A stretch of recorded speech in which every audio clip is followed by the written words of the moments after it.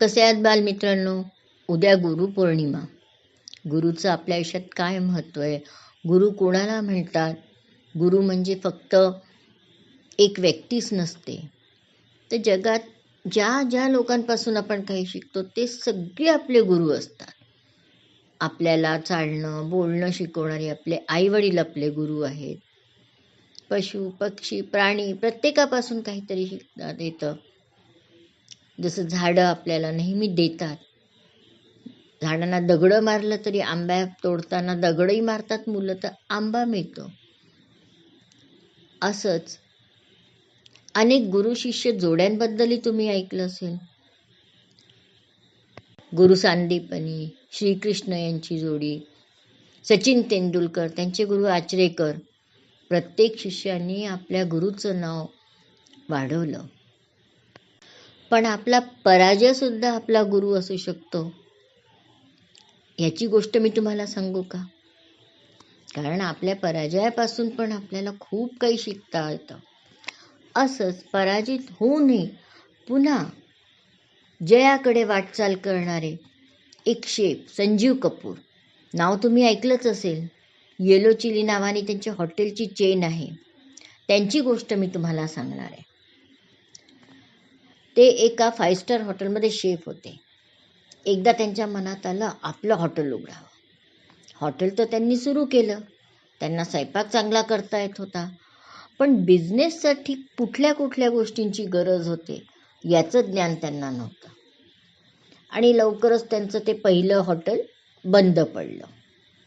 मग त्यांच्या गुरुनी, ज्यांच्याकडे ते सगळं शिकले होते स्वयंपाक करणं, त्यांनी सांगितलं हार मानायची नाही. मग त्यांनी टीव्हीवर खाना खजाना शो सुरू केला. कारण त्यांचे गुरु म्हणाले होते की फक्त चांगला स्वयंपाक येऊन चालत नाही, तर तो लोकांपर्यंत पोहोचवणं, कोणीतरी तो खाल्ला पाहिजे, तेव्हाच तर त्या स्वयंपाकाला काही महत्त्व आहे. लोकांना ते आवडलं पाहिजे. तर लोकांपर्यंत तू कसं पोहोचवशील? जास्तीत जास्त लोकांना तुझी रेसिपी कशी कळेल? आजकाल घरोघरी टी व्ही असतात. टी व्हीच एक सोपं माध्यम आहे सगळ्यांपर्यंत पोहोचायचं. मग त्यांनी तो खाना खजाना शो सुरू केला. लोकांना हळूहळू त्यांच्या रेसिपीज आवडायला लागल्या. आणि मग त्यांनी हार न मानता पुन्हा हॉटेल सुरू केलं आपलं. आधीचं हॉटेल सुरू करताना काय चुका झाल्या होत्या, बिझनेसमध्ये कुठल्या कुठल्या गोष्टी लक्षात ठेवायला पाहिजे, हे सगळं त्यांनी शिकून घेतलं. आणि आज अनेक हॉटेल आहेत त्यांचे. आणि ते म्हणतातही माझा पहिलं बंद पडलेलं रेस्टॉरंट म्हणजेच माझा खरा गुरु होता.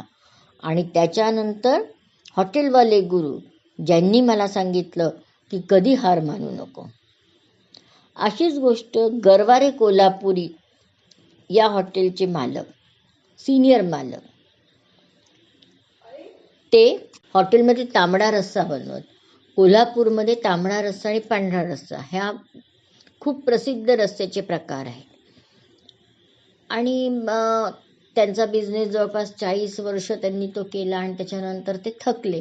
त्यांचा मुलगा तरुण झाला. त्याच्या मनात आलं की हे छोटंसं धाब्यासारखं हॉटेल आहे, आपण याला छान पॉश करावं. म्हणून त्यांनी AC हॉटेल बांधलं.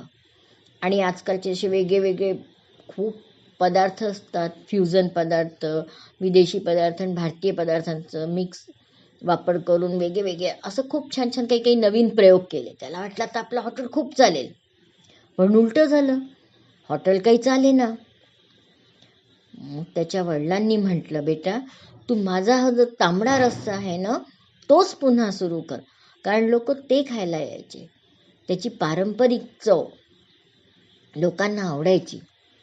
आणि त्यांनी मग आपल्या त्या सगळ्या वेगळ्या डिशबरोबरच त्या हॉटेलचं मध्ये एक टॅगलाईन ठेवली आपली की 40 वर्षापासून तोच स्वाद. आणि तो तांबडा रस्सा पुन्हा लोकांना सर्व करणं सुरू केलं. आणि पाहता पाहता पुन्हा ते हॉटेल भरभराटीला आलं.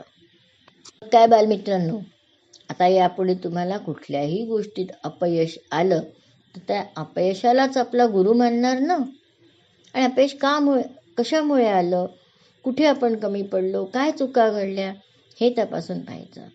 आणि पुन्हा नवीन जोमाने उभं राहायचं. चला तर मग भेटूया पुन्हा अशाच एका गोष्टीसोबत.